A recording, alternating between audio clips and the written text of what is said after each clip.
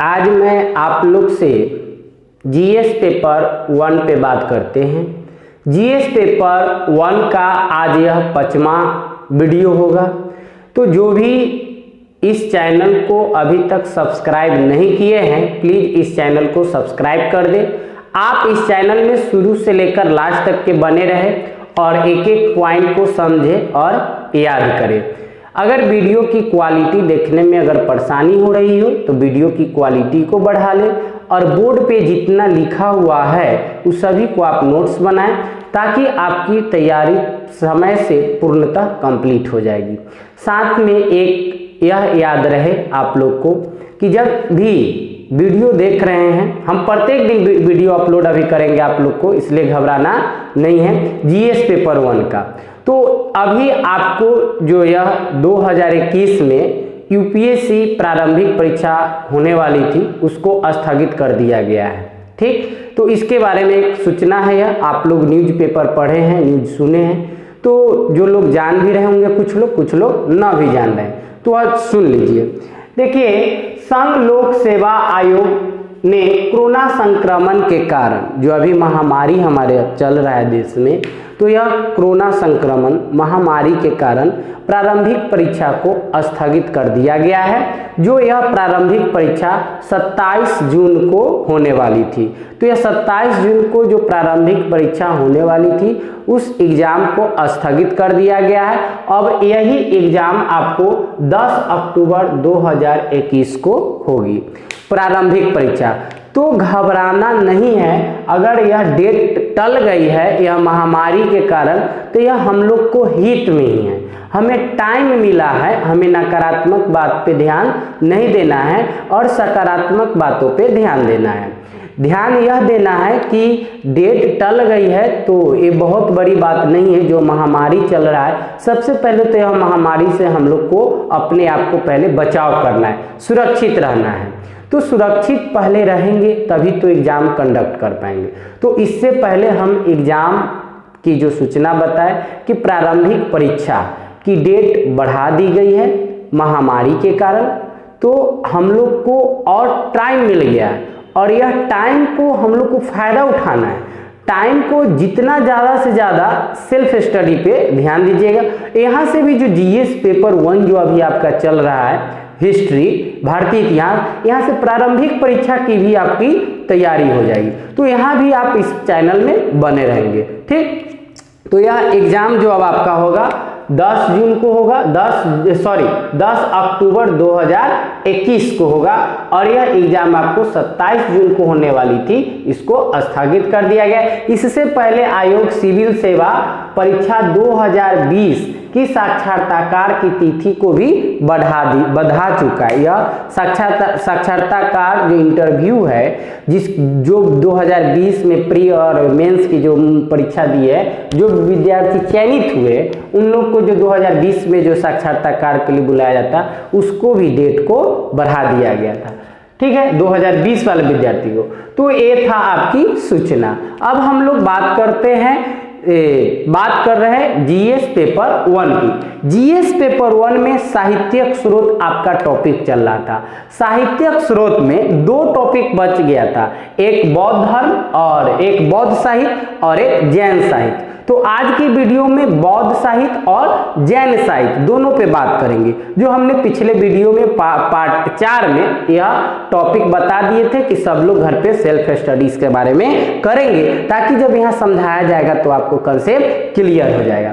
तो ध्यान दीजिए, यहाँ अभी आपका जो है साहित्यिक स्रोत में हम अभी बात करेंगे आपसे बौद्ध साहित्य के बारे में।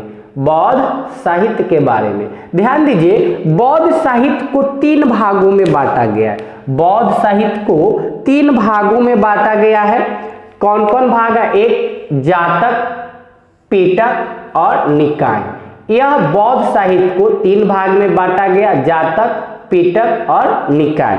ध्यान रहे, सबसे प्राचीन बौद्ध ग्रंथ त्रिपिटक है।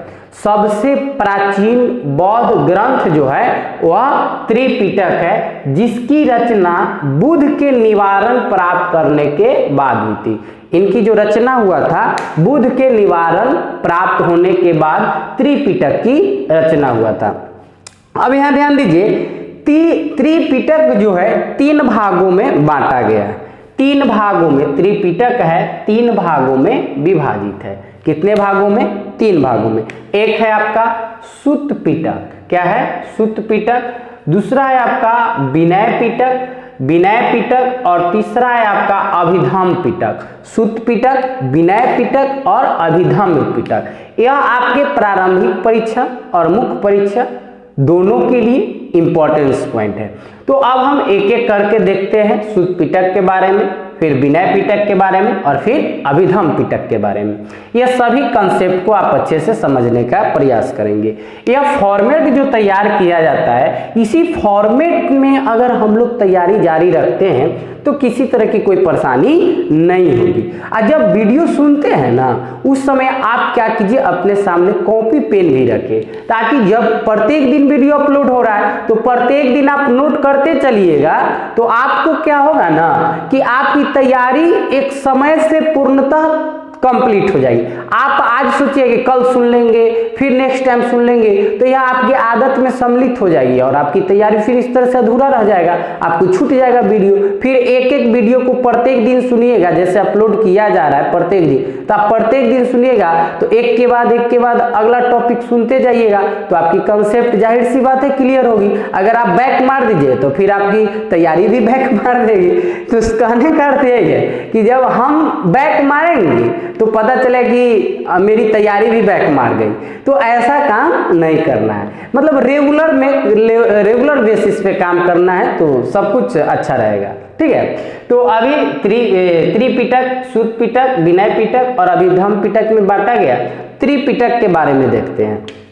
ध्यान दीजिए, त्रिपिटक में ईसा से पूर्व की शताब्दियों में भारत के सामाजिक एवं धार्मिक जीवन पर पर्याप्त प्रकाश डाला है।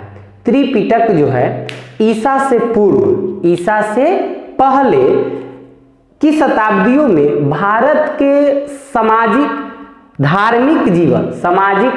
और धार्मिक जीवन पर प्रकाश डाला है त्रिपिटक। और कब? ईसा से पूर्व वाली शताब्दी में। ठीक, त्रिपिटक जो है पाली भाषा में है। त्रिपिटक पाली भाषा में, त्रिपिटक की भाषा क्या है? तो त्रिपिटक की भाषा पाली भाषा है। तो अब हम अगला पॉइंट किधर चलते हैं, आप वीडियो में बने रहे और नेक्स्ट पॉइंट को ध्यान दें।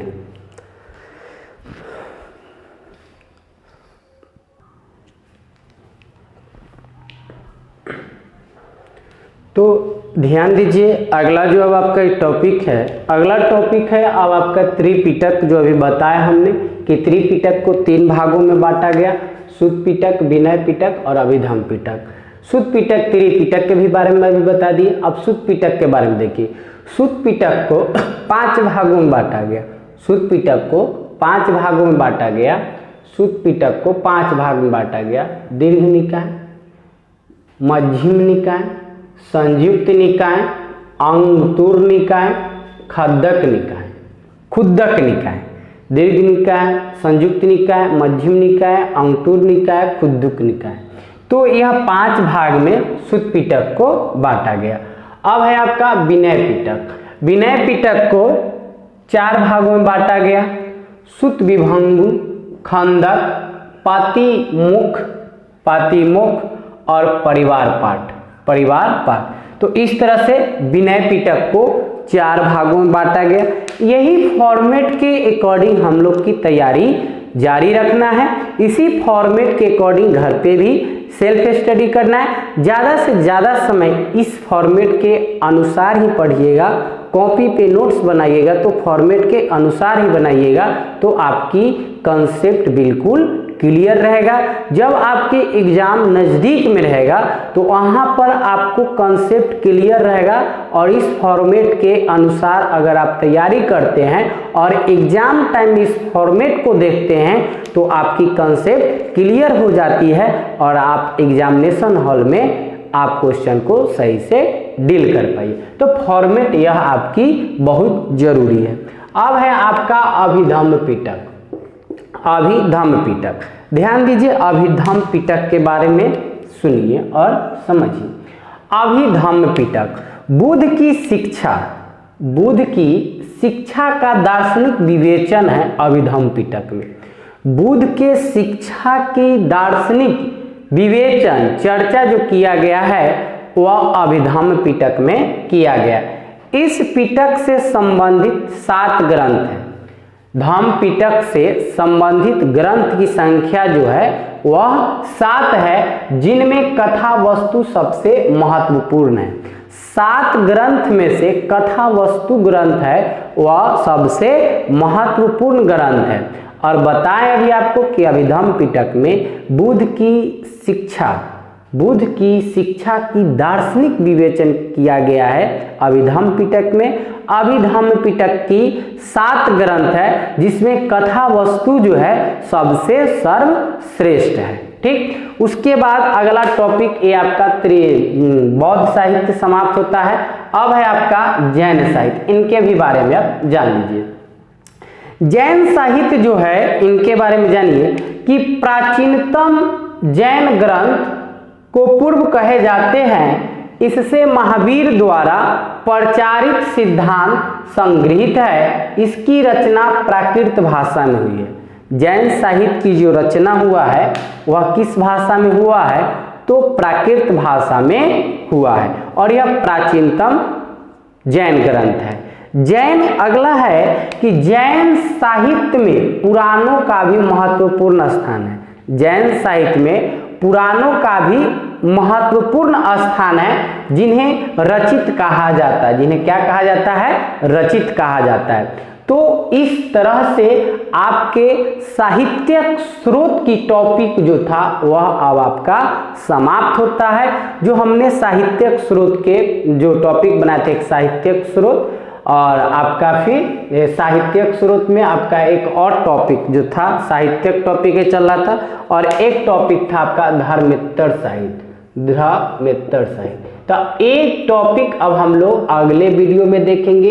इसको आप लोग HW के रूप में घर पे स्टडी करेंगे, और जब यहाँ पे समझाया जाएगा और घर पे पढ़िएगा तो दोनों के साथ जब मैचिंग करेंगे तो आपकी कंसेप्ट क्लियर होगा। तो जितना टॉपिक यहाँ पे बताया जा रहा है वह सभी टॉपिक को आप घर पे भी सेल्फ स्टडी करेंगे तो ज़्यादा बेटर होगा। यह वीडियो के माध्यम से, सौरभ क्लासेस चैनल के माध्यम से जितना संभव हो, जितना ज़्यादा से ज़्यादा संभव हो, मैं प्रयास करता हूँ कि हम ज़्यादा से ज़्यादा कंटेंट आप लोग को प्रोवाइड कराएं, और यह प्रयास मेरा सफल रहेगा। और जितना ज़्यादा हो कंटेंट हम बनाएंगे, आप लोग को बताएंगे। आप लोग घबराइएगा नहीं और चैनल में बने रहेंगे। और जो अभी तक इस चैनल को सब्सक्राइब नहीं किए हैं वो अभी इस चैनल को सब्सक्राइब कर लेंगे और इसका लाभ उठाएंगे। उनको भी उतना ही लाभ मिलेगा। इसकी कोई चार्ज नहीं लग रही है, यह बिल्कुल निःशुल्क क्लास आपका चल रहा है ना। तो यह बिल्कुल निःशुल्क चल रहा है, तो यह डिजिटल प्लेटफॉर्म का फायदा उठाना है। डिजिटल प्लेटफॉर्म अभी यह महामारी में तो कोई दूसरा विकल्प ही नहीं है, और दूसरा विकल्प नहीं तो अभी क्या है? अभी जो डिजिटल प्लेटफॉर्म, इसी को फायदा उठाना है। तो इस फायदा में इस चैनल के माध्यम से आप लोग को बहुत सारे कंटेंट दिए जाएंगे, सभी सब्जेक्ट का कंटेंट दिए जाएंगे। घबराना नहीं है, धैर्य पूर्वक बना के रहना है और तैयारी जारी रखना है। अभी हमने बता दिए कि प्रारंभिक परीक्षा की टाइम टेबल बढ़ा दिया गया है, तो घर पे ज़्यादा से ज़्यादा समय जो है आपका पढ़ाई पे होना चाहिए। तो आज तक इतना ही, फिर हम अगला टॉपिक आपको अगले वीडियो में अपलोड करेंगे। तो आप आज की जो वीडियो अपलोड किया जाएगा उसको अच्छे से सुन लेंगे, समझ लेंगे, और पिछले वाले वीडियो को भी आप जाकर देख लीजिएगा। तो आज तक इतना ही, धन्यवाद।